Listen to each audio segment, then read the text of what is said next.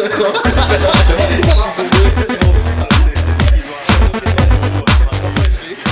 vous présente la nouvelle émission de l'USB avec John et Mathieu aujourd'hui pour animer la séance. On commence par les présentations. Donc John, présente-toi un petit peu aux supporters de l'USB, aux partenaires, ton parcours, tes origines. Je m'appelle Jonathan Nugent, je viens de Liverpool, dans le nord-ouest de l'Angleterre. J'ai 31 ans, je viens vieux un peu. Et oui, j'ai joué en Angleterre pendant 7 ans à peu près. J'ai fait mes études là-bas. Le moment qu'ils étaient finis, j'avais la chance d'avoir un copain qui est parti pour jouer en France. Et il m'a dit qu'il cherche un joueur dans mon profil. Et je me suis lancé. J'ai resté ici. J'ai pas pensé de rester ici assez longtemps que ça, mais ça fait 6 ou 7 ans que je suis là et je suis content. Et qu'est-ce qui fait que tu es resté en France? C'est les opportunités sportives ou c'est le fait que tu t'es plu par le pays, tu t'es reconnu dans le pays, ou c'est vraiment les opportunités sportives qui ont fait que tu as voulu rester en France? Chaque saison, j'avais les opportunités de retourner en Angleterre aussi, mais je préférais de rester en France. J'aime bien la vie en France, j'aime bien... En fait, en Angleterre, j'avais moins d'opportunités d'être professionnel au rugby. J'avais besoin de travailler à côté, mais j'ai préféré de rester professionnel et jouer en France. Bonjour au public, je m'appelle Mathieu Farmer, je suis 33 ans, c'est un peu plus vieux de John. C'est la 6e année en France. J'ai joué toute ma carrière professionnelle en France en 3 clubs. J'ai commencé à Strasbourg, après passé à Dax, et après ici à Bergerac. C'est la 3e saison à Bergerac. J'ai beaucoup de chance en fait pour jouer un peu partout sur le monde. J'ai joué en Nouvelle-Zélande, c'est mon origine. Après j'ai parti en Australie, j'ai joué à Italie, Angleterre et maintenant en France. On va passer maintenant aux questions sur l'actualité, à la fois sportive, à la fois l'actualité du moment, mondiale, internationale. Là, je me tournais vers Matt. On a appris dernièrement le décès tragique de Yona Lomu, qui pour nous les Français représente un des plus grands joueurs du monde, voire le plus grand joueur du monde. Il a quand même mis sur un piédestal notre sport.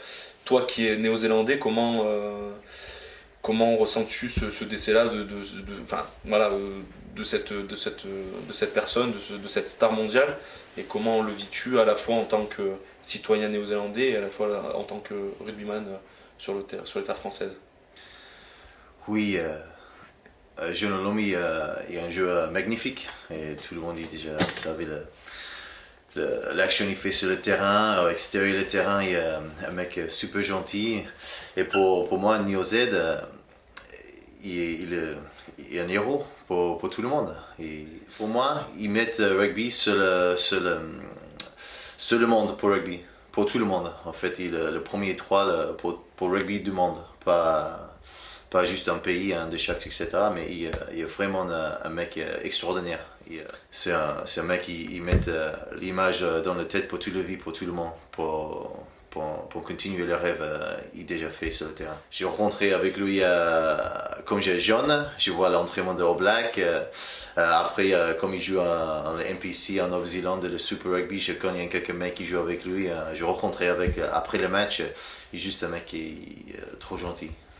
Extérieur le terrain, tu penses, c'est pas possible, mais il est très humble pour un mec qui est énorme sur le terrain comme ça.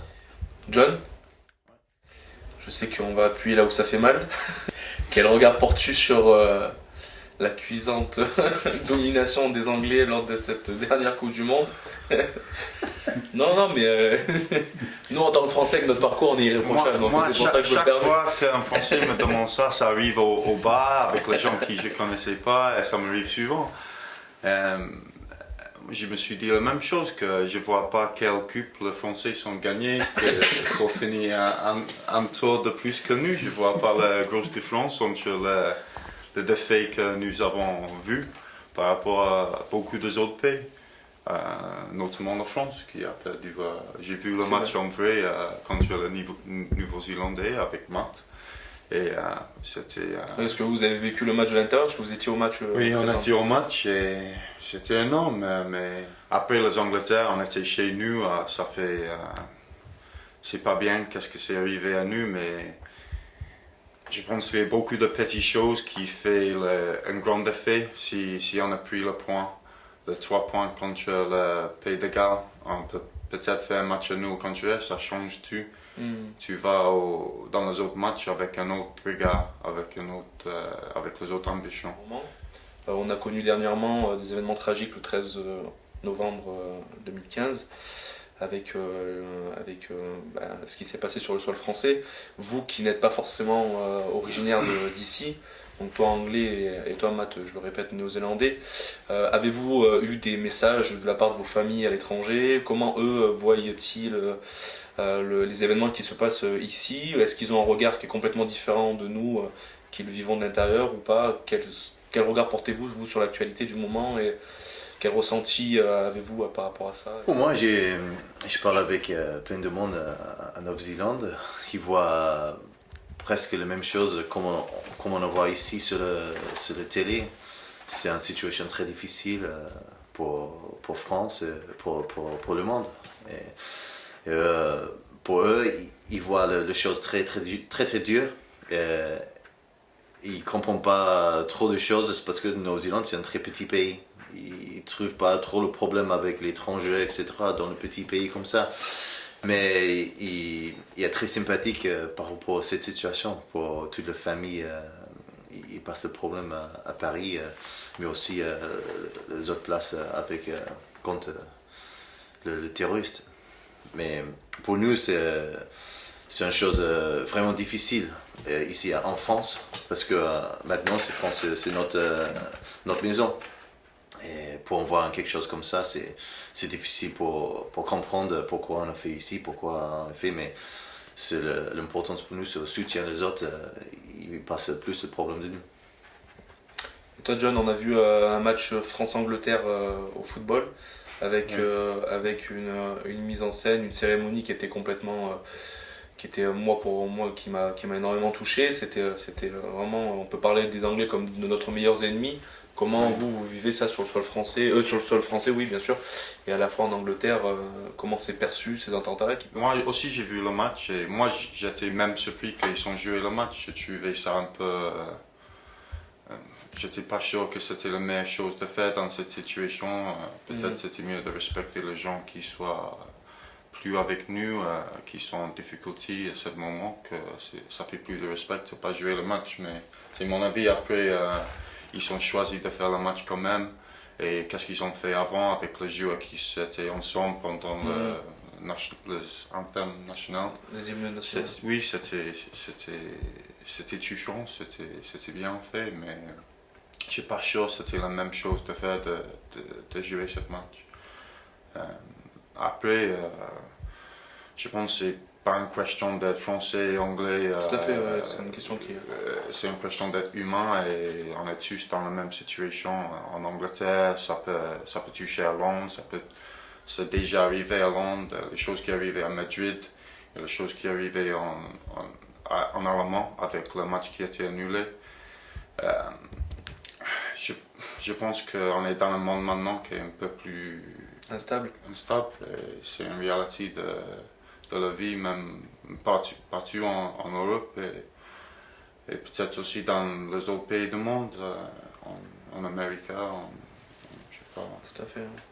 C'est triste, c'est comme ça, mais il faut qu'on reste ensemble, qu'on Mathieu soutient les gens qui soient touchés vraiment et de vivre normal à la même temps de peut-être, je ne sais pas comment, mais peut-être arriver à sortir de cette situation. Trouver des solutions.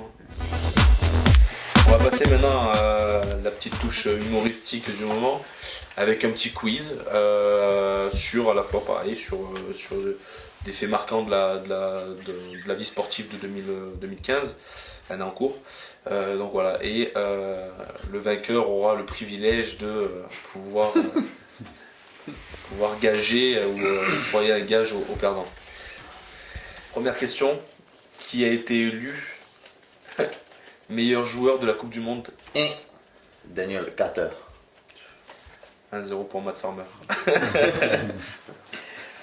Deuxième question. Ouais. Qui a été le vainqueur de la Coupe d'Europe 2015? Oui. C'était Toulon. Bien. J'ai pensé de la foot là, j'ai pensé. Ah, pardon. Moi j'attends le foot, j'ai dit, je connais pas le Ouais, foot. mais Coupe d'Europe, j'ai dit sinon j'aurais dit la Champions Oui, oui. League. Ouais, c'est Heineken Cup. Mais j'ai gagné, c'est bon. Là. Ah, ok. Ça fait le 1-1. Ça se tient.